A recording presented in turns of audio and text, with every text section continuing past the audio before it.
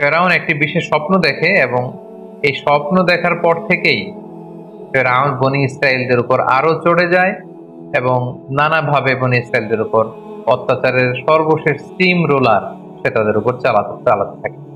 ফেরাউনের সে স্বপ্নটি ছিল, ফেরাউন একদিন স্বপ্নে দেখে যে বাইতুল মুকাদ্দাস থেকে একটা বিশাল আগুনের কুণ্ডলী এসে মিশরের রাজাদের যে রাজপ্রাসাদ, ফেরাউনের রাজপ্রাসাদ, এগুলোকে জ্বালিয়ে দিচ্ছে এবং মিশরের যে আদি অধিবাসী কিপ্তি তাদের ঘরগুলোকে জ্বালিয়ে দিচ্ছে। কিন্তু বাইতুল মুকাদ্দাস থেকে আসা সেই আগুনের কুণ্ডলী কোন বনি ইসরায়েলের ঘরেও যাচ্ছে না, বনি ইসরায়েলদেরকে জ্বালাচ্ছে না। এই স্বপ্ন দেখে সে তো ঘুম থেকে জেগে উঠলো। সে অবাক করা এই স্বপ্ন দেখে অত্যন্ত ভীত হয়ে গেল এবং মিশরের তৎকালীন বড় যারা স্বপ্নের ব্যাখ্যাকার তাদেরকে ডেকে পাঠালো। সবাইকে বললো যে আমি স্বপ্নে দেখেছি বাইতুল মুকাদ্দাস থেকে ফিলিস্তিন থেকে আগুন এসে আমাদের রাজপ্রাসাদ জ্বালিয়ে দিচ্ছে, মিশরীদের ঘরবাড়ি জ্বলে যাচ্ছে, কিন্তু বনি ইসরায়েলদের কিছু হচ্ছে না। এই স্বপ্নের ব্যাখ্যা কি? মিশরের তৎকালীন স্বপ্ন ব্যাখ্যাকারীরা তারা বলতে আরম্ভ করলো যে বনি ইসরায়েলের মধ্যে থেকে অচিরেই এমন এক নবজাতক সন্তানের জন্ম হবে যে আপনার এই রাজপ্রাসাদকে তছনছ করে দিবে। এই ঘটনা শুনবার পর থেকে ফেরাউন খুব ভয় পেয়ে গেল এবং সে ঘোষণা দিল, আজ থেকে বনি ইসরায়েলের কোন পুত্র সন্তানকে আমি বাঁচিয়ে রাখবো না, সব পুত্র সন্তানকে জবাই করা হবে, কেবলমাত্র বনি ইসরায়েলের যে কন্যা সন্তান হবে এদেরকে বাঁচিয়ে রাখা হবে এবং এদেরকে আমরা দাসী হিসেবে ইউজ করবো। আল্লাহ তাআলা কোরআনের অনেক জায়গায় এই ব্যাপারটি উল্লেখ করেছেন, ইউযাব্বিহুনা আবনাআকুম ওয়া ইস্তাহয়ুনা নিসাআকুম। তারা বনি ইসরায়েলের পুত্র সন্তানদেরকে জবাই করে ফেলতো, একেবারে লিটারালি জবাই করে ফেলতো, স্লটার করে ফেলতো, এবং বনি ইসরায়েলের যে কন্যা সন্তান তাদেরকে তারা জীবিত রাখতো।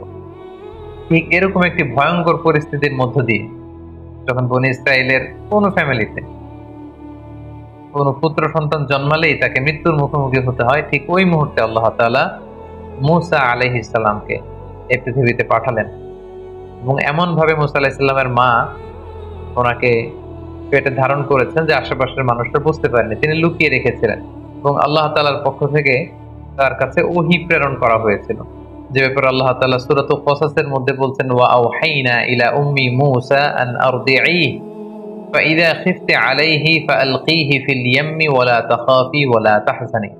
আল্লাহ তাআলা সাইয়েদনা মূসা আলাইহিস সালামের মাকে প্রত্যাদেশ করলেন যে হে মূসার মা, অর্থাৎ মূসা আলাইহিস সালামের মায়ের হৃদয়ের ভেতরে আল্লাহ তাআলা এমন কিছু ঢেলে দিলেন যাতে করে তিনি বুঝতে পারলেন যে যখনই মূসা জন্মগ্রহণ করবে তাকে আমার সাথে রাখা যাবে না। আল্লাহ তাআলা বললেন, ফাআলকিহি ফিল ইয়াম্মি ওয়ালা তাখাফি ওয়ালা তাহজানি। হে মূসার মা, তুমি সিন্ধুকের মধ্যে মূসাকে ঝুঁকিয়ে তাকে নীল নদে নিক্ষেপ করে দাও, আর ভয় পেও না তুমি। ইন্না রাদ্দুহু ইলাইকি, আমি অচিরেই আমার বিশেষ কৌশলে মূসাকে, অর্থাৎ তোমার নবজাতক সন্তানকে তোমার কোলেই আমি ফিরিয়ে দিব। সুবহানাল্লাহ। এবং তাকে আমি রসুল বানাবো। ব্যাপারটি কেমন ছিল? তিনি কাঠ দিয়ে সিন্ধুক বানালেন, মূসা আলাইহিস সালামকে ভাসিয়ে দিলেন এবং মূসা আলাইহিস সালামের বোনকে তার মা বললেন যে তুমি নীল নদের পাশ দিয়ে হেঁটে যেতে থাকো এবং দেখো যে এই সিন্ধুকটা কোথায় যায়। এই সিন্ধুক যে ফেরাউনের বাড়ির যে নীল নদের ঘাট সেখানে যে ভিড়লো, সেখানকার দাস দাসীরা সেটা পেয়ে বের করে ফেরাউনের স্ত্রী আসিয়া বিনতে মুজাহিমের হাতে দিল এবং আসিয়া খুলে দেখে যে ফুটফুটে একটা নবজাতক পুত্র সন্তান। এবং মূসা আলাইহিস সালামের চেহারায় ছোটবেলা থেকে আল্লাহ তাআলা এমন মায়া ঢেলে দিয়েছিলেন, তিনি বলছেন, ওয়া আলকাইতু আলাইকা মাহাব্বাতাম মিন্নি। হে মূসা, আমি আমার পক্ষ থেকে তোমার মধ্যে অনেক মহব্বত ঢেলে দিয়েছি, যেই তোমাকে দেখে সে পছন্দ করে ফেলে। তো আসিয়া বিনতে মুজাহিম যখন মূসা আলাইহিস সালামকে দেখলেন, ছোট্ট মূসা, তার চেহারার মধ্যে নূর ভাসছিল, আলোতে উদ্ভাসিত ছিল, তিনি পছন্দ করে ফেললেন এবং ফেরাউনকে বললেন যে আমাদের যেহেতু সন্তান নেই আমরা এটাকে লালন পালন করবো। ফেরাউনও না করতে পারলেন না স্ত্রীর অনুরোধে। কিন্তু সমস্যা দেখা দিল তখন যখন এই নবজাতক সন্তান কাঁদতে শুরু করলো ক্ষুধায়। এই বাচ্চাকে কে দুধ খাওয়াবে?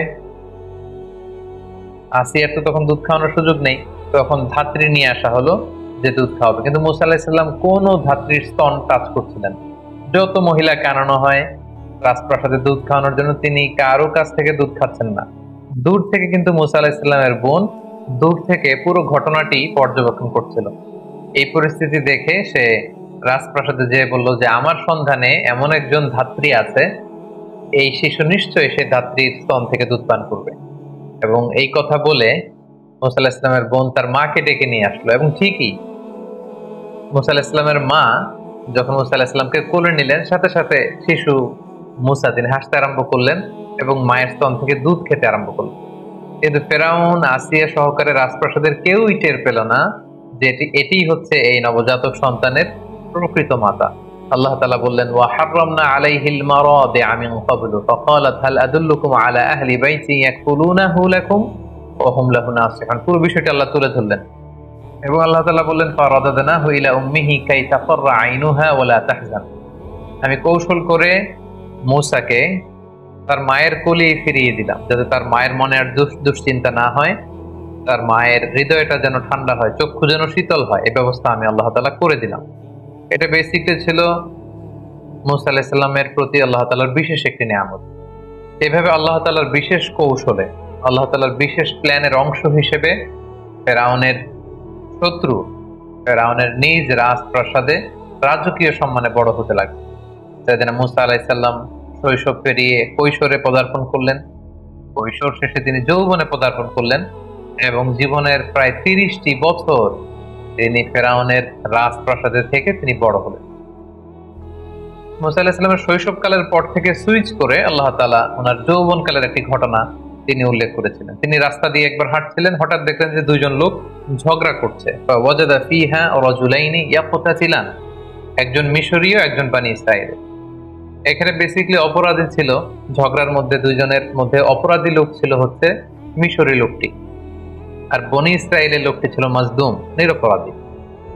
মূসা আলাইহিস সালাম দেখলেন তাই তো, এই লোকটা তো অপরাধ করছে। উনি যে থামতে বললেন, তারা থামছে না। সেদিন মূসা আলাইহিস সালাম আঘাত করলেন, একটা থাপ্পড় মারলেন মিশরীর গালে। তো তিনি আঘাত করেছিলেন লোকটাকে থামানোর জন্য, কিন্তু সেদিন মূসা আলাইহিস সালামের হাতে আল্লাহ তাআলা এত শক্তি দিয়েছেন যে ওই থাপ্পড় খেয়েই মুহূর্তের মধ্যে ওই মিশরী ওই জায়গাতে মৃত্যুবরণ করে। সেদিন মূসা আলাইহিস সালাম ভয় পেয়ে গেলেন। দূর থেকে এক লোক এসে বলল যে, হে মূসা, তুমি তাড়াতাড়ি পালাও। ওয়াজাআ রাজুলুম মিন আকসাল মাদিনাতি ইয়াসআ ক্বালা ইয়া মূসা ইন্নাল মালাআ ইয়াতামিরুনা বিক লিয়াকতুলুকা ফাখরুজ ইন্নী লাকা মিনান নাসিহিন। সে এসে বলল, হে মূসা, তুমি পালাও, তোমাকে হত্যার জন্য ফেরাউনের আশেপাশের লোকজন, সভাসদ বর্গ তারা প্ল্যান করছে, তুমি বাঁচতে চাইলে এলাকা থেকে পালিয়ে যাও। সাইয়েদনা মূসা আলাইহিস সালাম এখান থেকে চলে গেলেন এবং মিশর ছেড়ে তিনি যেতে যেতে মাদিয়ান সীমান্তে চলে আসলেন। মাদিয়ানের কথা আমরা শুআয়ব আলাইহিস সালামের ঘটনার সময় পড়েছি, যেটা আরাবিয়ান পেনিনসুলার একেবারে উত্তর পশ্চিম এলাকাতে অবস্থিত, অর্থাৎ দ্য গালফ অফ আকাবা, আকাবা উপসাগর এবং লোহিত সাগরের তীর ঘেঁষে একটি শহর। তিনি মিশর ছেড়ে প্রাণে বাঁচবার জন্য দৌড়াতে দৌড়াতে মিশর ছেড়ে মাদিয়ান এলাকাতে তিনি ঢুকে গেলেন এবং ঢুকে দেখলেন সেখানে দুজন যুবতী মেয়ে বসে আছে। তিনি তাদের কাছে যেয়ে বললেন, ক্বালা মা খাতবুকুমা, তোমরা বসে আছো কেন এখানে? তারা বলল, আমরা একজন বৃদ্ধ মানুষের দুজন কন্যা, আমরা ছাগলকে পানি পান করাতে এসেছি, কিন্তু এলাকার লোকেরা তারা ভিড় করছে, পানি পান করাচ্ছে, ফলে আমরা তাদেরকে ভিড় ঠেলে যে আমাদের ছাগলগুলোকে যে পানি পান করবো আমাদের সামর্থ্য নেই। সাইয়েদনা মূসা আলাইহিস সালাম নিজে দায়িত্ব নিয়ে এই দুজন যুবতী মেয়ের সাথে যে ছাগলগুলো ছিল এগুলোকে পানি পান করিয়ে দিলেন এবং তিনি আল্লাহ তাআলার কাছে দোয়া করতে লাগলেন যে, হে আল্লাহ, কোন এলাকাতে আমি আসলাম, এখানে কোথায় যাব? আমার ঘর নেই, আমার বাড়ি নেই, আমাকে আশ্রয় দেওয়ার কেউ নেই। তিনি যখন আল্লাহ তাআলার কাছে কায়মনে বাক্যে দোয়া করছিলেন, এই দুইজন যুবতী যে বাড়িতে তাদের পিতার কাছে সবকিছু খুলে বললেন। কোন কোন মুফাসসিরিন একরাম বলেছেন যে উনিই হচ্ছেন শুআয়ব আলাইহিস সালাম, কেউ কেউ বলেছেন না, তিনি শুআয়ব আলাইহিস সালাম নন, তিনি ছিলেন আল্লাহ তাআলার একজন প্রিয় ভাজন বান্দা। এবং তারা যখন এই কথা বলল, ওই বৃদ্ধ লোকটি বললেন, তাহলে সেই যুবককে ডেকে আনো, তাকে তো ধন্যবাদ দেওয়া দরকার। তাদের একজন মেয়ে সাইয়েদনা মূসা আলাইহিস সালামের কাছে যেয়ে বললেন, আমাদের পিতা আপনাকে ডেকে পাঠিয়েছে, চলুন।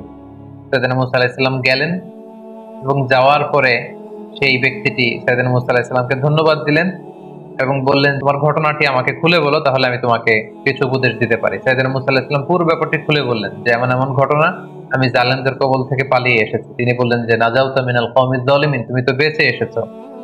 তো মূসা আলাইহিস সালাম খুব শক্তিশালী ছিলেন এবং এই বৃদ্ধ লোকের কন্যাদের সাথে যখন কথা বলছিলেন, তিনি তাদের চেহারার দিকে না তাকিয়ে নিচের দিকে তাকিয়েছিলেন। এগুলো যখন মেয়েগুলো তাদের বাবাকে বলছিল।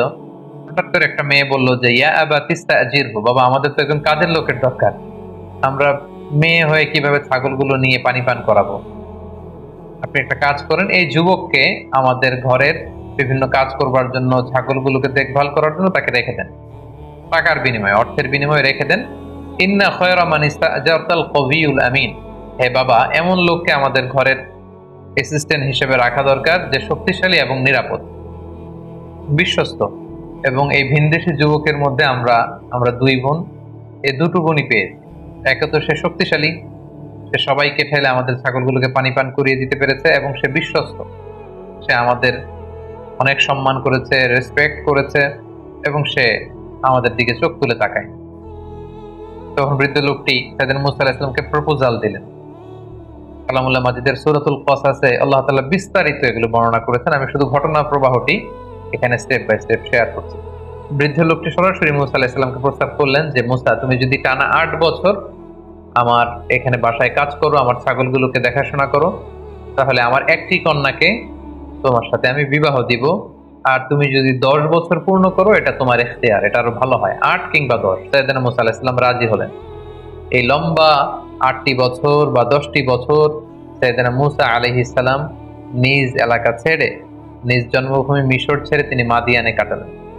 আসলে শুধুমাত্র মূসা আলাইহিস সালামের জীবনেই যে এই সংগ্রাম এসেছিল এমনটি নয়, বরং আল্লাহ তাআলা প্রেরিত প্রতিটি নবীর জীবনই ছিল কিন্তু এরকম সংগ্রামে পরিপূর্ণ। তাদের প্রত্যেকেই তারা মরুভূমিতে মেষ চড়িয়েছেন, অনেককে তাদের এলাকা ত্যাগ করতে হয়েছিল, হিজরত করতে হয়েছে, বাতিলের বিরুদ্ধে, তাগুতের বিরুদ্ধে লড়াই করতে হয়েছে, এবং নানা সময় তারা স্বজাতির লোকজন বা নিজের উম্মতের বিরোধিতার সম্মুখীন হয়েছে। সাইয়েদনা মূসা আলাইহিস সালাম প্রায় 10টি বছর মাদিয়ানে সময় কাটালেন। সেই বৃদ্ধ লোকের একটি কন্যার সাথে বিবাহ বন্ধনে আবদ্ধ হলেন। কোন কোন বর্ণনা মতে তার 2জন সন্তান হয়েছিল, এবং তৃতীয় সন্তান যখন তার স্ত্রীর পেটে, তখন তিনি সেই বৃদ্ধের কাছ থেকে, অর্থাৎ ওনার শ্বশুরের কাছ থেকে, যেটা কোন কোন বর্ণনা মতে শুআয়ব আলাইহিস সালাম ছিলেন, ওনার কাছ থেকে বিদায় নিয়ে এবার তিনি নিজ জন্মভূমি মিশরে ফিরে যাবেন। যেহেতু মাদিয়ান তো ওনার নিজের এলাকা নয়, তিনি যখন মিশরে ফিরে যাবেন, কিছু ছাগল নিয়ে, তার স্ত্রীকে নিয়ে, সন্তানদেরকে নিয়ে, কিছু দাস দাসী নিয়ে তিনি যখন মাদিয়ান থেকে মিশরে ফিরে যাচ্ছেন, তুর পাহাড়ের কাছাকাছি কোন একটি এলাকাতে যখন তিনি আসলেন, প্রচন্ড শীত ছিল, ওনার স্ত্রী গর্ভবতী, প্রেগনেন্ট, এবং প্রেগনেন্সির পেইন উঠেছে ওনার স্ত্রীর, প্রচন্ড ঠান্ডা এবং অন্ধকার, এবং তিনি ফিল করছেন যে সাধারণ যে রাস্তা, কাফেলা যে রাস্তায় চলে, তিনি ভুল করে রাতের বেলা ওই রাস্তা হারিয়ে হয়তো অন্য কোনো রাস্তায় চলে এসেছে। হঠাৎ তিনি খেয়াল করলেন দূরে আগুন দেখা যায়। فقال لأهلهم كثوا إني آنست نارا لعلي آتيكم منها بقبس أو أجد على النار هدى। তিনি বললেন যে আমার মনে হয় আমরা রাস্তা হারিয়ে ফেলেছি, আর প্রচন্ড ঠান্ডা, একটা কাজ করো, তোমরা সবাই এইখানে কাফেলাকে থামাও, স্টপ, এখানে বসো, বিশ্রাম নাও। ওই যে দূরে আগুন দেখা যায়, আমার মনে হয় কেউ আগুন পোহাচ্ছে, অথবা ওইখানে কোনো একটা কাফেলা আছে, আমি যাই ওখান থেকে লাকড়ি দিয়ে আগুন নিয়ে আসি, এবং রাস্তাটা ঠিক আছে কিনা এটা একটু ক্রস চেক করে আসি, জিজ্ঞেস করে আসি। সাইয়েদনা মূসা আলাইহিস সালাম ওখানে গেলেন, কিন্তু যে অবাক হলেন, দেখলেন যে একটা গাছের ভেতর থেকে আগুন জ্বলছে, কিন্তু গাছের পাতা জ্বলে না, ডালপালা জ্বলে না, কিছুই জ্বলে না, দাউ দাউ করে আগুন জ্বলছে। কিন্তু সে আগুনটা পৃথিবীর অন্যান্য আগুনের মতো না, একটু ভিন্ন ধরনের একটা আগুনের মতো, এবং আগুনের ভেতর থেকে একটা সাউন্ড আসে। তিনি প্রথমে ভেবেছিলেন মানুষরা বসে হয়তো আগুন পোহাচ্ছে, কিন্তু যে দেখেন কোনো মানুষ নেই, অদ্ভুত কাণ্ড, গাছের ভেতরে আগুন জ্বলছে। হঠাৎ সেখান থেকে একটা আওয়াজ আসলো, আওয়াজটা হচ্ছে ইন্নী আনা রব্বুক, মানে আমি তোমার প্রভু, আই এম ইউর লর্ড, ফাখলানা আলাইক, মুসা তোমার জুতা খুলো, শুজ অফ, ইন্নাকা বিল ওয়াদিল মুকাদ্দাসি তুয়া, হে মুসা তুমি একটা পবিত্র উপত্যকায়, ভ্যালিতে এসেছো, যেটার নাম হচ্ছে তুয়া।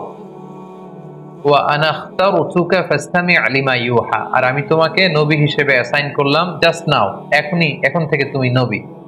এখন আমি তোমাকে কিছু প্রত্যাদেশ দিব, আমি কি বলছি মনোযোগ দিয়ে শোনো। প্রথম যে আল্লাহ প্রত্যাদেশ দিলেন সেটা হচ্ছে ইন্নানি আনাল্লাহ লা ইলাহা ইল্লা আনা ফা'বুদনি, অর্থাৎ হে মুসা আমি হচ্ছি আল্লাহ, আমি ছাড়া কোনো ইলাহ নেই, আমার ইবাদত করো। তাহলে প্রথম প্রত্যাদেশ হচ্ছে এক আল্লাহর ইবাদত করা, তাওহীদের বাণী। 2 নম্বর প্রত্যাদেশ হচ্ছে ওয়া আকিমিস সালাতা লিযিকরি, হে মুসা আমার স্মরণে সালাত কায়েম করো। এরপরে আল্লাহ তাআলা আখিরাতের কথা বললেন যে ইন্নাস সাআতা আতিয়াতুন আকাদু উখফিহা লিতুজজা কুল্লু নাফসিন বিমা কাসাআ। আর কিয়ামত হবেই হবে। আখিরাত বলে একটা কথা আছে, এই দুনিয়াতে যে মানুষ যারাই যা করেছে তার প্রতিটি কাজের প্রতিদান তারা সেদিন পাবে। তাহলে তিনি তাওহীদের কথা বললেন, একত্ববাদের কথা বললেন, তিনি ইবাদতের পদ্ধতি বাতলে দিলেন, এবং আখিরাত বলে যে একটা কথা আছে, দ্য কনসেপ্ট অফ আখিরা, এগুলো বললেন। এগুলো বলে তিনি বললেন যে যাও মুসা, তুমি যে দাওয়াত দাও। মুসা আলাইহিস সালাম ভয় পেয়ে গেলেন। তিনি ভাবলেন যে আমি কি এখন এগুলো নিয়ে দাওয়াত দিতে পারবো? আল্লাহ তাআলা সাইয়েদনা মুসা আলাইহিস সালামকে শুধু মেসেজ দিয়ে ছেড়ে দেন যে যাও তুমি নবী, এই কথাগুলো পৌঁছে দাও না। আল্লাহ তাআলা আমরা জানি যে নবীদেরকে মুআজিজা দিয়ে থাকেন। এরপর আল্লাহ তাআলা সাইয়েদনা মুসা আলাইহিস সালামকে 2টা মুআজিজা দিবেন। আল্লাহ তাআলা জিজ্ঞেস করলেন ওমা তিলকা বিয়ামিনিকা ইয়া মুসা, মুসা তোমার ডান হাতে কি? ক্বালা হিয়া আসায়া, তিনি বললেন এটা লাঠি, এটা দিয়ে আমি অনেক কাজ করি। আল্লাহ বললেন লাঠিটা ফেলো তো। মুসা আলাইহিস সালাম লাঠিটা ফেললেন, মুহূর্তের মধ্যে ফাইযা হিয়া হাইয়াতুন তাসআ, এটা একটা সাপ হয়ে গেল। মুসা আলাইহিস সালাম থেকে ভয় পেয়ে গেলেন। আল্লাহ বললেন খুদহা ওয়ালা তাখাফ, মুসা ভয় পেও না, সানুঈদুহা সিরাতাহাল উলা, এটা তুমি ধরার সাথে সাথেই আগের মতো করে লাঠি হয়ে যাবে। তিনি ধরলেন এবং দেখতে পেলেন মুহূর্তের মধ্যে সেটা লাঠি হয়ে গিয়েছে। সুবহানাল্লাহ। এটা ছিল 1 নম্বর মুআজিজা। 2 নম্বর মুআজিজা হচ্ছে আল্লাহ বললেন যে ওয়াদমুম ইয়াদাকা ইলা জানাহিকা তাখরুজ বাইদা মিন গায়রি সু, হে মুসা তোমার বগলের ভেতর থেকে বা পকেট থেকে তোমার হাতটাকে এরকম বের করো, দেখবে যে তোমার হাতের মধ্যে জলজলে আভা। সাইয়েদনা মুসা আলাইহিস সালাম আল্লাহ তাআলার আদেশের সাথে সাথে হাতটা এরকম বের করলেন। বের করার সাথে সাথে তিনি দেখতে পেলেন যে হাতের ভেতর থেকে জলজলে আলোকচ্ছটা বেরোচ্ছে। আল্লাহ বলেন যাও, এই 2টা জিনিস দিলাম, লাঠি ফেললে সাপ হয়ে যাবে, হাত দেখালে এখান থেকে ফোকাস যাবে, নূর, আলো যাবে। এই 2টা দিয়ে তুমি তোমার নবুয়তের প্রমাণ দিবে। ইযহাব, যাও মুসা, ইলা ফিরআউনা ইন্নাহু তাগা, ফিরআউনের কাছে যাও, ফিরআউন তো অবাধ্য হয়েছে, তাকে যে দিনের দাওয়াত দাও। আল্লাহ তাআলা যখন আদেশ করলেন যে মুসা তুমি ফিরআউনের কাছে যাও, এই দাওয়াতগুলো পৌঁছে দাও, তিনি বললেন যে আল্লাহ আমার মুখের জড়তার কারণে আমি সুস্পষ্ট ভাষায় কথাগুলো পৌঁছাতে পারি না, আমার ভাই হারুনকে আপনি নবী বানিয়ে দেন। আল্লাহ তাআলা কবুল করলেন, হারুন আলাইহিস সালামকেও তিনি নবুয়ত দান করলেন। এবার 2 ভাইকে একসাথে অর্ডার করলেন যে ইযহাবা ইলা ফিরআউনা ইন্নাহু তাগা। এতক্ষণ বলেছিলেন মুসা যাও, এখন বললেন যে 2 জন যাও, মুসাও যাও হারুনও যাও, অবাধ্য ফিরআউনকে দাওয়াত দাও। তবে মনে রেখো ফাকুলা লাহু কওলান লাইয়িনান লাআল্লাহু ইয়াতাযাক্কারু আও ইয়াখশা, তোমরা দুজনে যে কোমল ভাষায়, সফট ল্যাঙ্গুয়েজে ফিরআউনকে দাওয়াত, কারণ দাওয়াতের ভাষা হতে হয় সফট, কোমলতা বজায় রেখে তোমরা যে দাওয়াত দাও। সাইয়েদনা মুসা আলাইহিস সালাম আল্লাহর উপর ভরসা করে ভাই হারুনকে নিয়ে গেলেন এবং যে তিনি ফিরআউনের কাছে একটি আহ্বান এবং একটি প্রস্তাবনা রাখি।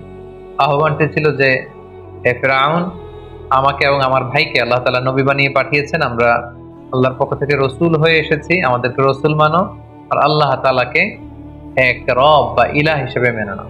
এটা ছিল আহ্বান। আর প্রস্তাবনা ছিল তুমি যেহেতু বনি ইসরাইলের উপর অত্যাচার করছো, তুমি বনি ইসরাইলদেরকে মুক্ত করে আমাদের সাথে দিয়ে দাও। এটা কেমন যেন একটা পুরো বনি ইসরাইলের জাতিগোষ্ঠীর জন্য একটা ইমানি আন্দোলন বা স্বাধীনতা আন্দোলন, বনি ইসরাইলদেরকে মুক্ত করার আন্দোলন। একটি আহ্বান, একটি প্রস্তাবনা। আহ্বান হচ্ছে আল্লাহকে মানো, আমাদেরকে রাসূল হিসেবে স্বীকৃতি দাও, আর যদি এটা করতে না চাও অ্যাটলিস্ট বনি ইসরাইলদেরকে আমাদের সাথে যেতে দাও। ফিরআউনের সাথে বিশাল লম্বা কনভারসেশন হয়েছে সূরাতুশ শুআরাতে। যেহেতু শুরুতে আমরা বলেছি যে মুসা আলাইহিস সালামের ব্যাপারে এত এত আয়াত কালামুল্লাহ মাজিদে আল্লাহ তাআলা এনেছেন, যেগুলোর বিস্তারিত আলোচনা একটি পর্বে করাটা খুবই দুষ্কর, সেহেতু আমরা শুধু স্টেপ বাই স্টেপ ঘটনা প্রবাহের সামান্য ইঙ্গিত করব এবং অধিকাংশ আয়াতগুলোকে স্কিপ করে সংক্ষেপে শুধু ঘটনা প্রবাহটি উল্লেখ করব। সাইয়েদনা মুসা আলাইহিস সালামের সাথে ফিরআউনের লম্বা কনভারসেশন হয়। সেখানে মুসা আলাইহিস সালাম বললেন যে আরসিল মা'আনা বানি ইসরাইল, বানি ইসরাইলকে আমাদের সাথে যেতে দাও। ফিরআউন সেটাকে প্রত্যাখ্যান করলো। সে বলল তুমি কোন রবের কথা নিয়ে এসেছো? ওমা রব্বুল আলামিন, এই রব আবার কে? তুমি যে নবী হয়েছে তার প্রমাণ কি? সাইয়েদনা মুসা আলাইহিস সালাম বললেন যে আমি প্রমাণ নিয়ে এসেছি, এই যে দেখো। লাঠি ফেললেন, সাপ হয়ে গেল। হাত উঁচু করলেন, হাতের ভেতর থেকে আলোকোচ্ছটা বিচ্ছুরিত হতে লাগলো। এসব কিছু দেখেও ফেরাউন এবং তার সভাসদবর্গ সাইয়েদনা মুসা আলাইহিস সালাম এবং হারুন আলাইহিস সালামকে নবী হিসেবে মানতে নারাজ হলো। সবশেষে ফেরাউন মুসা আলাইহিস সালামের সব কথাকে, দাওয়াতকে প্রত্যাখ্যান করে বলতে আরম্ভ করলো, ফাজআল বাইনানা ওয়া বাইনাকা মাওঈদা লা নুখলিফুহু নাহনু ওয়ালা আনতা মাকানান সুয়া। মুসা, এত কিছুর শোনার দরকার নাই। তুমি যদি আমার সাথে কনফ্লিক্টে জড়াতে চাও, তুমি কি মুআজিজা নিয়ে এসেছো দেখি। আমি তো এটাকে মুআজিজা মনে করি না, আমি মনে করি জাদু। দেখি, আমার জাদুকরদেরকেও ডাকবো, তুমিও তোমার এই জাদু নিয়ে আসো, দেখি কে জিতে।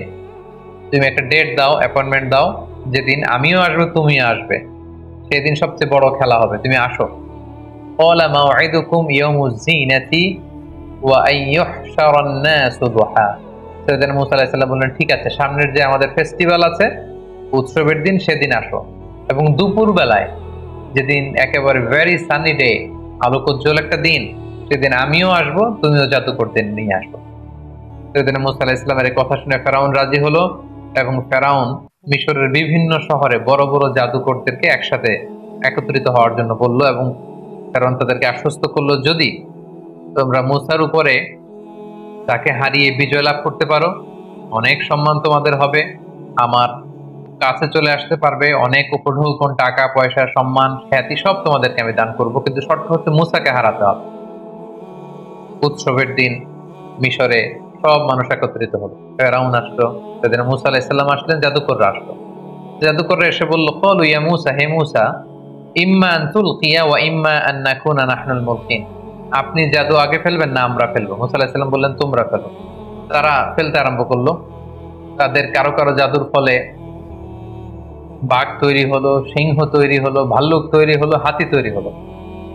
এবার মুসা আলাইহিস সালাম বললো যে আমি আমার মুআজিজা কি প্রদর্শন করব? তারা বললো, হ্যাঁ, আপনি প্রদর্শন করুন। সেদিন মুসা আলাইহিস সালাম তখন ওনার হাতের লাঠিটা শুধু ফেললেন এবং আল্লাহু আকবার, লাঠি ফেলার সাথে সাথে হাইয়াতান তাসআ, বিশাল এক সাপ হয়ে গিয়েছে। এবং এই মুআজিজা বিশিষ্ট সাপ সেই জাদুর বাঘ, ভাল্লুক, সিংহ যত কিছু ছিল সব কিছুকে খেয়ে ফেরাউনের সামনে এরকম হা করে আছে।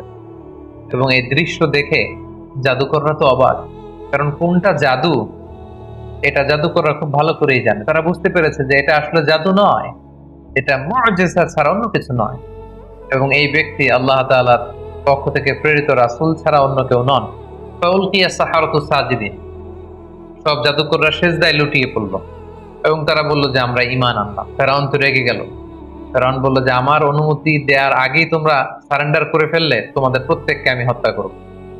তোমাদের ডান হাত বাম পা, বা হাত ডান পা, এভাবে করে কাটবে।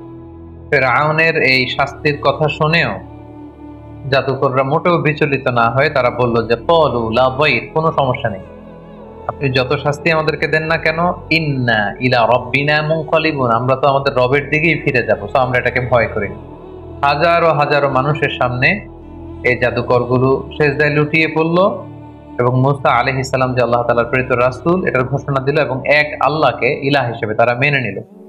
মুসা এবং হারুন আলাইহিস সালামের বিজয়ের সংবাদ যখন শোনানো হলো, তখন ফেরাউনের স্ত্রী আসিয়া সেখানে ঈমান আনয়ন করলেন এবং ফেরাউন এই দৃশ্য দেখে সহ্য করতে না পেরে খুব নির্মম ভাবে তার স্ত্রী আসিয়াকে সেখানে হত্যা করেছে এবং মৃত্যুর পূর্ব মুহূর্তে খুব করুণ ভাষায়, খুব কাতর কণ্ঠে তার প্রভুর কাছে যে দোয়া করেছিলেন, সেই দোয়াটা আল্লাহ তাআলা সূরাতুত তাহরিমে উল্লেখ করেছেন। তিনি বলেছিলেন যে রব্বি বিনি লি ইনদাকা বাইতান ফিল জান্নাহ, হে আল্লাহ, জান্নাতে আপনার কাছে করে আমাকে একটা ঘর বানিয়ে দিয়ে, ওয়া নাজ্জিনি মিন ফিরআউন, আপনি ফেরাউনের এই কাজ থেকে আমাকে বাঁচান, জুলুম থেকে বাঁচান, ওয়া নাজ্জিনি মিনাল কওমিজ যালিমিন, জালেমদের থেকে বাঁচান। আল্লাহ তাআলা সাইয়েদনা জিবরাইল আলাইহিস সালামকে বললেন, যাও আসিয়ার সামনে জান্নাতের দৃশ্যটাকে তুলে ধরো।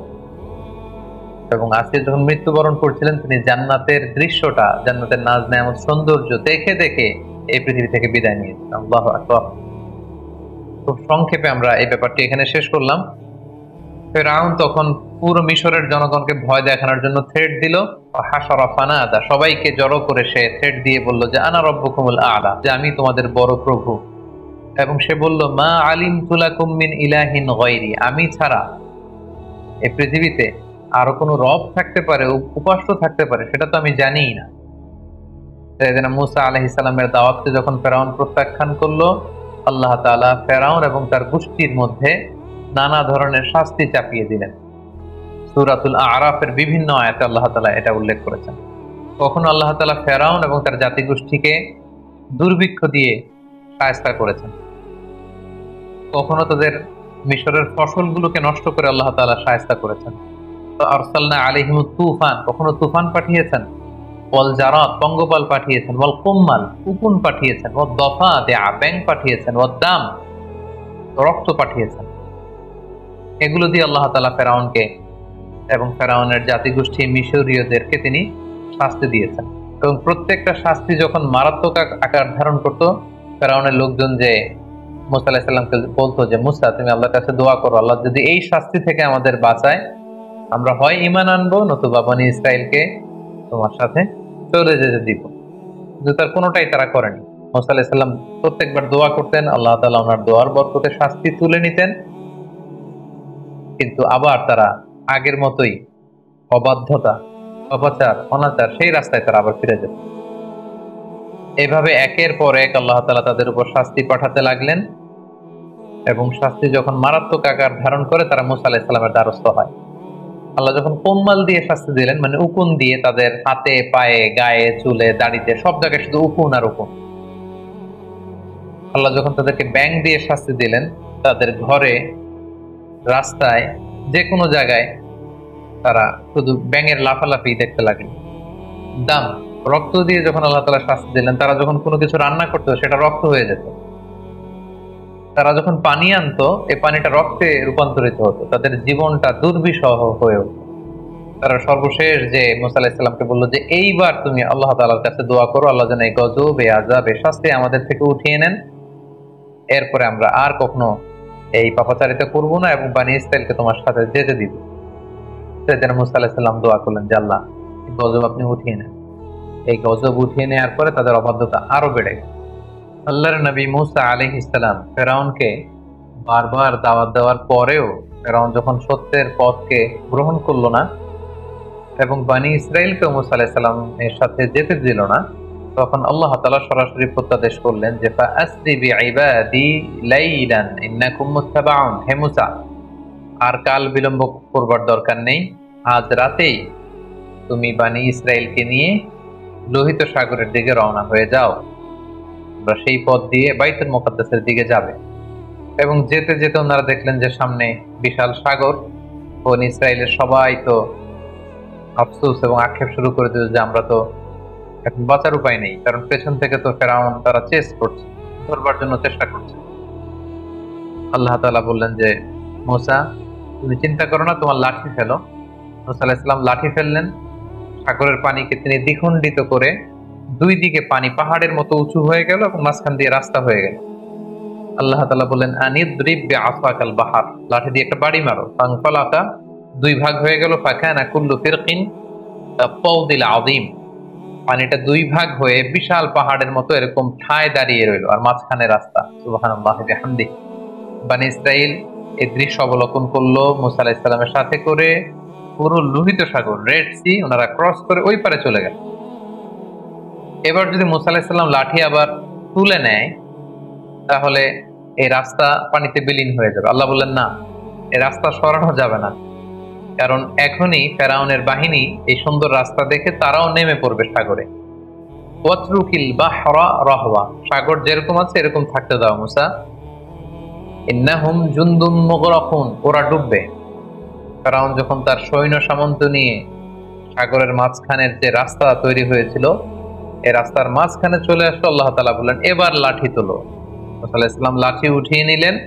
মুহূর্তের মধ্যে লোহিত সাগরের বিশাল ঢেউ এসে ফেরাউনকে তার সদল বলে সলিল সমাধি করে দেয়া হলো।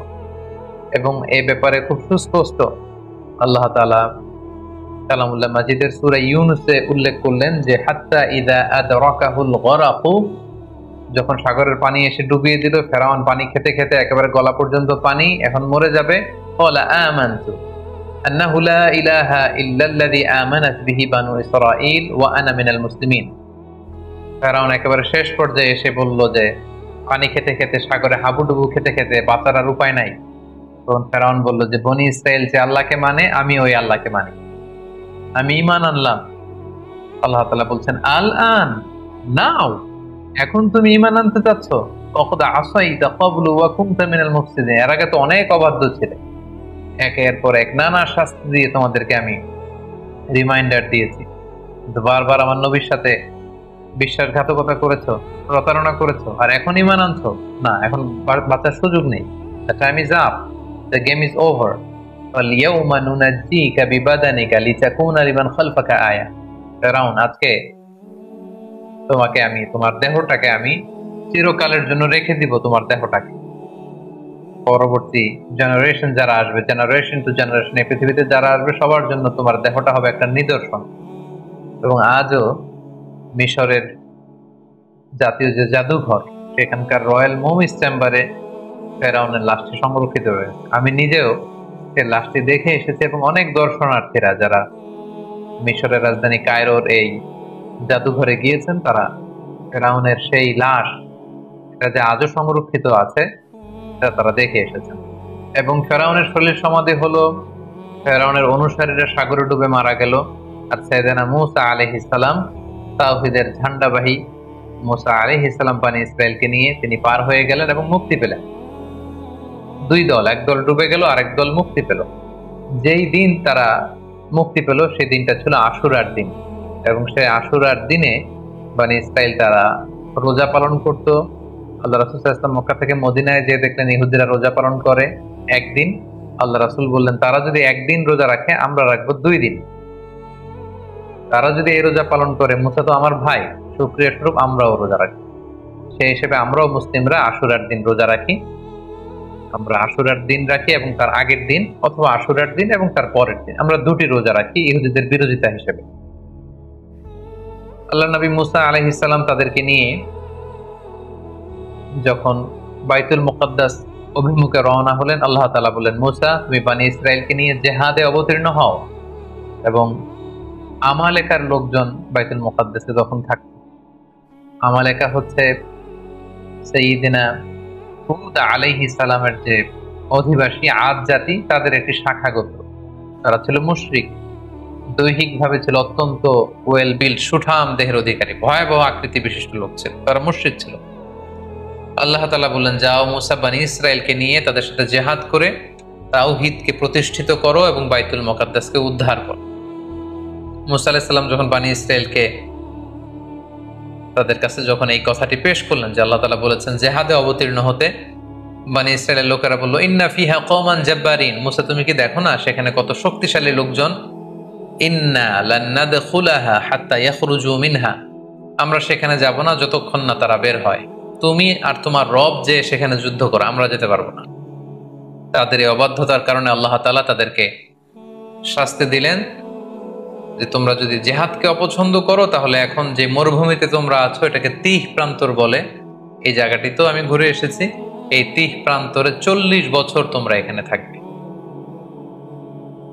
আল্লাহ তাআলা 40 বছরের বিশাল একটা শাস্তি তাদের ঘাড়ের উপর চাপিয়ে দিলেন। বনী ইসরাইলের লোকজন তিহ প্রান্ত থেকে অ্যাবাউট টার্ন করে মিশরের দিকে প্রতিদিন যেতে চাইতো। তারা রওনা হয়ে মুসা আলাইহিস সালামের বিরোধিতা করে তারা বাইতুল মুকাদ্দাসের দিকে যাবে না, তারা বলতো যে আমরা মিশরে ফিরে যাব। তারা রওনা হতো মিশরে যাওয়ার জন্য, সারাদিন তারা পথ চলতো। রাত্রিবেলায় তারা যখন ঘুমাতো, ঘুম থেকে উঠে দেখতো যেখান থেকে তারা রওনা শুরু করেছে ঠিক সেখানেই পড়ে আছে। এভাবে 40 বছর তারা দিকভ্রান্ত হয়ে এদিক সেদিক ঘুরে বেরিয়েছে, কিন্তু তারা পথের কোনো দিশা ফিরে পায়নি। তিহ প্রান্তরের এই 40 বছরের এই লং পিরিয়ড অফ টাইমে অনেক ঘটনাবলী ঘটেছে। তার মধ্যে অন্যতম হচ্ছে যে তাওরাত নাজিল হয়েছে সাইয়েদনা মুসা আলাইহিস সালামের উপর, এবং সাইয়েদনা মুসা আলাইহিস সালাম তাওরাত গ্রহণের জন্য 30 দিনের সিয়াম পালন করেছেন, ইতিকাফ করেছেন। পরবর্তীতে আল্লাহ তাআলা আরো 10 দিন বাড়িয়ে দিয়েছেন, 40 দিন তিনি সিয়াম এবং এতেকাফ পালন শেষে তিনি তাওরাতকে আল্লাহ তাআলার পক্ষ থেকে রিসিভ করলেন। আল্লাহ তাআলা বললেন, ওয়া ওয়া'আদনা মূসা 30 লাইলা ওয়া আতমামনাহা বি'আশরিন ফাতাম্মা মিকাতু রাব্বিহি 40 লাইলা। আমি মূসাকে প্রতিশ্রুতি দিয়েছিলাম যে 30 দিনের পরে তুমি এই তাওরাতকে রিসিভ করবে, পরবর্তীতে আরো 10 দিন যুক্ত করে 40 দিনের একটা মিকাত বা পিরিয়ড অফ টাইমকে আমি ফিক্স করলাম, এবং তারপরে আমি মূসাকে এই তাওরাত দান করলাম। আল্লাহ তাআলা বললেন, ইন্না আনজালনা তাওরাতা ফিহা হুদা ওয়া নূর। আমি তাওরাতকে নাজিল করেছি, এর মধ্যে আমি হেদায়েত দিয়েছি, এর মধ্যে আমি নূর দিয়েছি। এবং মূসা আলাইহিস সালাম পরবর্তীতে বনী ইসরাইলের মধ্যে যত নবীরা এসেছে ওনারাও এই তাওরাত দিয়ে মানুষের মাঝে দাওয়াতি কাজ করেছেন। এবং আল্লাহ তাআলা নিজ হাতে কাঠের তক্তা বা ফলকে এই তাওরাতকে তিনি লিপিবদ্ধ করে দিয়েছিলেন। এবং সাইয়েদনা মূসা আলাইহিস সালাম যখন তাওরাতকে রিসিভ করবার জন্য তুর পাহাড়ে চলে যান, তিনি তার ভাই হারুন আলাইহিস সালামকে বনী ইসরাইলের দায়িত্বশীল করে যান। এবং তিনি এসে দেখেন যে তারা গোবৎস পূজায় লিপ্ত হয়ে গিয়েছে।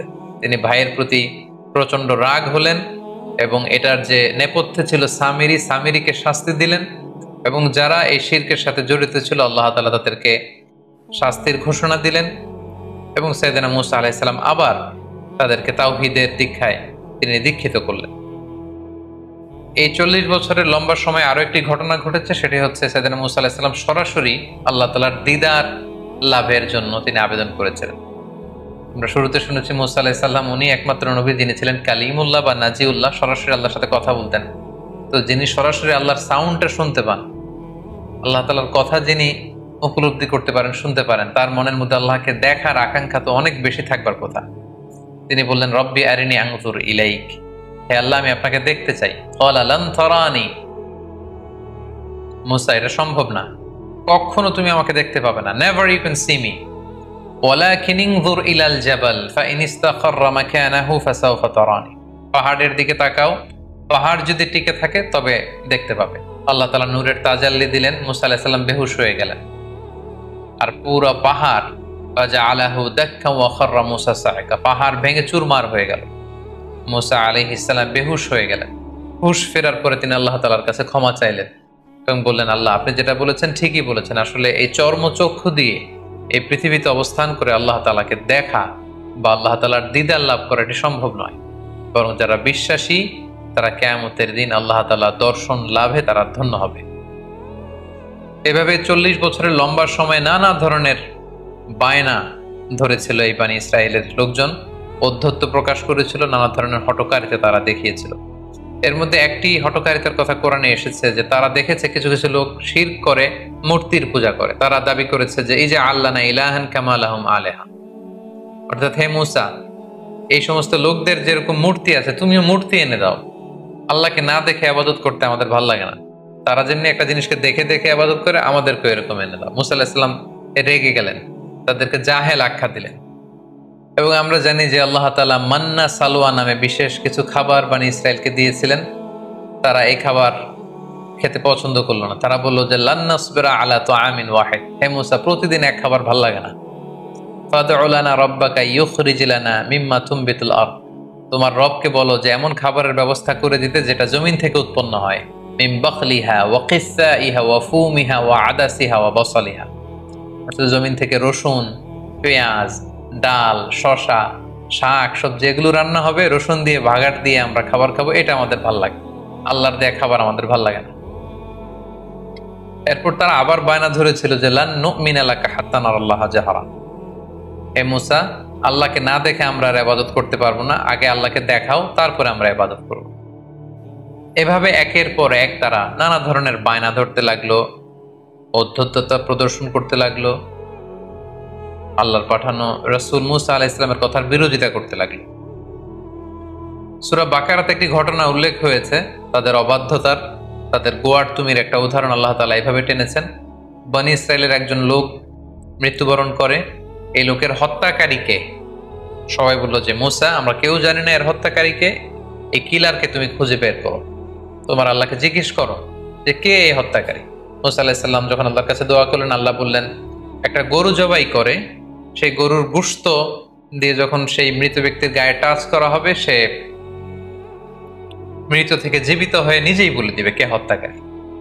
তো আল্লাহ তাআলার আদেশ পালনের জন্য একটা যে কোনো গরু ধরে জবাই করে সেটার গোশত দিয়ে মৃত ব্যক্তির গায়ে লাগালেই কিন্তু সে জীবিত হয়ে হত্যাকারীর কথা বলে দিত। কিন্তু বনি ইসরাইল এই সহজ কাজটি না করে এখানে ক্ষান্ত না হয় তারা বলল যে এই গরুর রং কেমন, আমরা তো বুঝতেছি না কোন ধরনের গরু জবাই করব, ছোট গরু, মাঝারি গরু, না বৃদ্ধ গরু, লাল গরু নাকি নীল গরু, কোন ধরনের গরু? একের পর এক নবী মুসা আলাইহিস সালামকে প্রশ্ন বানে জর্জরিত করতে করতে পরবর্তীতে আল্লাহ তাআলা এমন ক্রাইটেরিয়া ফিট করে দিলেন পুরো এলাকা জুড়ে আর সেই গরু খুঁজে পাওয়া যায় না। তো এইভাবে কালামুল্লাহ মাজিদের অনেক আয়াতে, বিশেষ করে সূরাতুল বাকারাতে আল্লাহ তাআলা বর্ণনা করেছেন যে কত ভাবে এই বানি ইসরাইল আল্লাহ নবী মুসা আলাইহিস সালামকে জ্বালাতন করেছেন, যন্ত্রণা দিয়েছেন, ওনার কথার অবাধ্য হয়েছেন, আল্লাহ তাআলা এগুলো উল্লেখ করেছেন। কিন্তু তারপরেও আল্লাহ নবীর দোয়ার বরকতে সেই তিহ প্রান্তরে মরুভূমির মাঝখানে আল্লাহ তাআলা ওয়াজাল্লালনা আলাইকুমুল গামাম, মেঘমালা দিয়ে তাদেরকে ছায়ার ব্যবস্থা করে দিয়েছিলেন। তৃষ্ণা মেটাতে বানি ইসরায়েলের 12টা গোষ্ঠী ছিল, 12টা ঝর্ণার ব্যবস্থা করে দিয়েছিলেন। সেই জায়গাটা তো আমি ভিজিট করে 12টা ঝর্ণা দেখে এসেছি। মান্না এবং সালওয়া নামক খাবারের ব্যবস্থা করে দিয়েছিলেন। আল্লাহ বলেন ওয়ালা ইয়াগতাব বা'দুকুম বা'দা, একে অপরের পরনিন্দা চগলখড়ি করো না। ইয়াগতাব মানে গীবা, গীবত করো না। আইয়ুহিব্বু আহাদুকুম আইয়াকুলা লাহমা আখিহি মাইতান ফাকারিহতুম, তোমরা কি চাও যে তোমরা তোমাদের মৃত ভাইয়ের গোশত ভক্ষণ করবে? মানে যে ব্যক্তি গীবত করে সে যেন তার মৃত মরা ভাইয়ের পচা গোশত খায়। গীবত করা, গীবত কাকে বলে? রাসূল সাল্লাল্লাহু আলাইহি ওয়াসাল্লাম বলেন গীবত হচ্ছে যিকরুকা আখাকা বিমা ইয়াকরাহু, তোমার ভাইয়ের অনুপস্থিতিতে তোমার ভাই সম্পর্কে এমন কিছু বলা যেটা শুনলে সে অপছন্দ করে, এমন কিছু বলা যেটা শোনা সে পছন্দ করে না। তো এক সাহাবী বলেন ইয়া রাসূলুল্লাহ আফারাআইতা ইন কানা ফি মা আকুল, হে আল্লাহর রাসূল আমার ভাইয়ের মধ্যে যদি আসলেই সেই সমস্যাটা থাকে তাইলেও কি গীবত হবে? রাসূল সাল্লাল্লাহু আলাইহি ওয়াসাল্লাম বললেন আরে তাইলেই তো গীবত হবে। ওই দোষ যদি থাকে ওটা তার অনুপস্থিতি যদি বলে বেরো তাইলেই তো গীবত হবে, আর ওই দোষ যদি না থাকে তাহলে তো অপবাদ হবে, এটা তো আরো বড় গুনাহ, এটা তো বহতান। তাহলে এই গীবা ইংরেজিতে বলে ব্যাক বাইটিং, ইংরেজিতে কি বলে? এই ব্যাক বাইটিং, চগলখড়ি বা পরনিন্দা, আরবিতে বলে গীবাত। এই গীবত আমরা করব না। কারো কিছু বলা থাকলে আপনি তাকে সরাসরি নাসিহাত করুন। আর দিন ওয়ান নাসিহা, দিন হচ্ছে উপদেশ দেয়া, শুভ কামনা করা, তার প্রতি শুভ কামনা করে আপনি তাকে বুঝান, সে হয়তো বুঝবে। কিন্তু আপনি তার অনুপস্থিতিতে তার নামে বাজে কথা, মন্দ কথা বলতে পারবেন, এটা অনেক বড় পাপ। একজনের ব্যাপারে আরেকজনের কান ভারী করা, ওর কথা ওর কাছে, ওর কথা ওর করে, এরকম করে সমাজের মধ্যে একটা গিরিঙ্গি লাগায়, আছে না নাই? এটা হারাম। রাসূল সাল্লাল্লাহু আলাইহি ওয়াসাল্লাম বলেন মেরাজের রাতে আমি দেখেছি কিছু লোক লাহুম আদফার মিন নুহাস, তাদের নখগুলো তামা দিয়ে তৈরি, নখর ধারালো, ইয়াখদাশুনা বিহা উজুহাহুম ওয়া সুদুরহুম, তারা তাদের নিজের নখ দিয়ে নিজের গালের গোশত, বুকের গোশতগুলো টেনে টেনে ছিটছে। রাসূল সাল্লাল্লাহু আলাইহি ওয়াসাল্লাম জিবরাইল আলাইহিস সালামকে বললেন মান হুম ইয়া জিবরিল, জিবরিল কারা এরা, এত বড় শাস্তি? জিবরাইল আলাইহিস সালাম বললেন হুম আহলুল গীবা মিন উম্মাতিক, এরা হচ্ছে আপনার উম্মতের মধ্য থেকে তারা যারা গীবত করে। তারা কি করে?